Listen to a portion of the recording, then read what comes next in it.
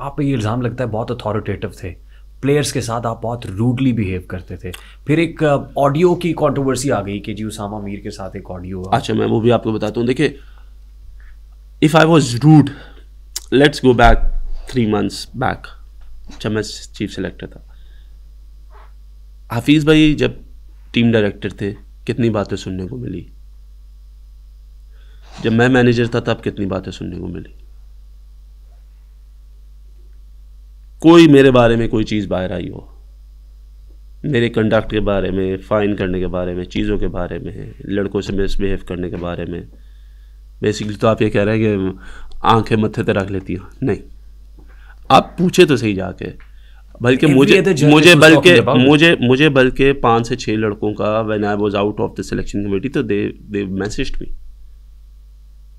कि it's fine, कोई बात नहीं, थिंग्स विल गेट बेटर। ये बड़ा कम होता है।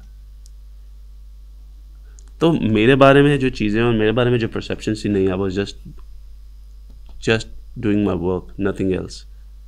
किसी काम में मुदाखलत नहीं थी। प्लेयर्स को कॉल करते थे आप डायरेक्टली? किस चीज़? फ़ोन के ऊपर भी आप जो है? किस चीज़ के लिए? कोई धमकियाँ वमकियाँ दी थी आपने उसामा मीर को? नहीं, उसामा मीर को कोई धमकी नहीं थी। उसामा मीर का तो केस बल्कि अच्छा, उसामा मीर का केस आपको बताते हैं। उसामा मीर का फ़ोन आया, सिलेक्शन की हम लोगों ने वर्ल्ड कप में, ही वॉजंट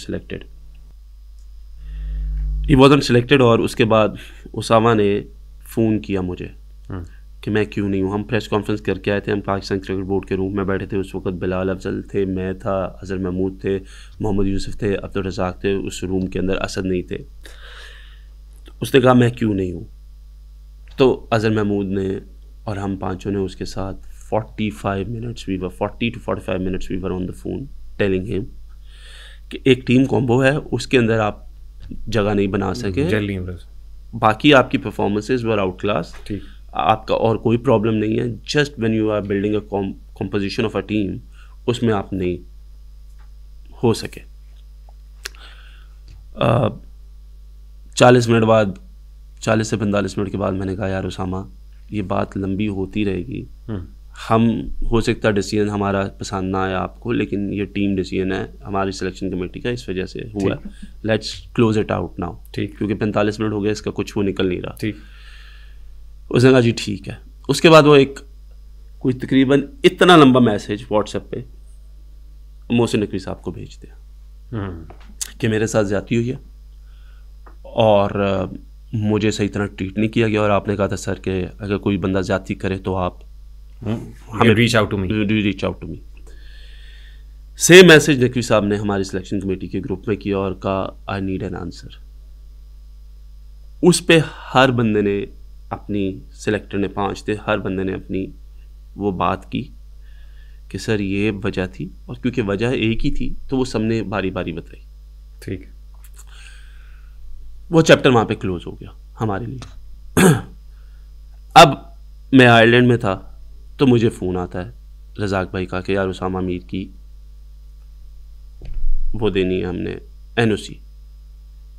तो हमने कहा दे दे, क्योंकि he is in our reserves, और अगर खुदा ना खास्ता शायद आपको, इब्रार को या इमाद वसीम को कुछ होता तो ही directly comes in and plays for the Pakistan team. ठीक,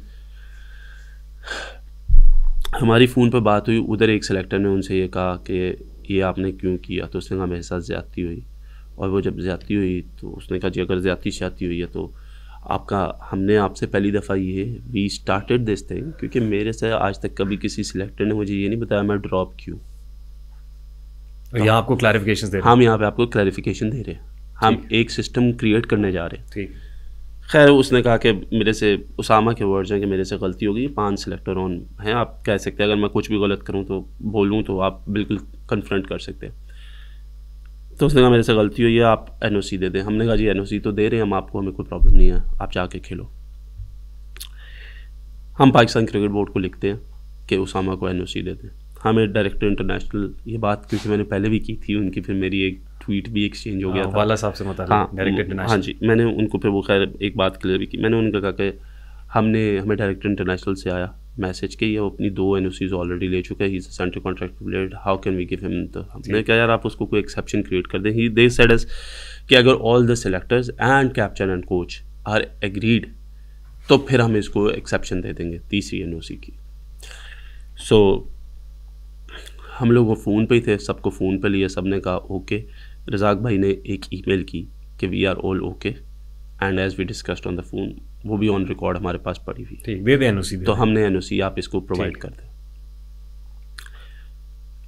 एक दिन मैं उठता तो मुझे उसामा मीर की कॉलें आ रही होती हैं, मैं उसामा की कॉलें उठाता, हाँ उसामा क्या हुआ, वहाँ पे मुझे एनओसी नहीं मिली। मैंने कहा यार हमने तो ओके कर दी, नहीं वो मुझे अभी तक मिली नहीं है, वो फ़ोन नहीं उठा रहे। मैंने कहा कौन फ़ोन नहीं उठा रहा? उन्होंने कहा ये बंदा फ़ोन नहीं उठा रहा। मैंने कहा यार आप फ़ोन करो, वरना सलमान भाई को फ़ोन कर लो, मैं भी कोशिश करता हूँ। तो मेरी उस दिन उससे थ्रू आउट पूरे दिन में मेरे पास उसकी वो चैट हैं, कॉल्स हैं, उसामा के फ़ोन पे भी देख सकते हैं आप लोग। मैंने उसे कहा एंड में, मैंने कहा उसामा देखो एनओसी ओके करना हमारा था, देना ना देना इनका था, वो क्यों नहीं दी मुझे कोई आइडिया नहीं है, लेकिन हमने अपनी तरफ से ओके कर दिया सारा। राइट।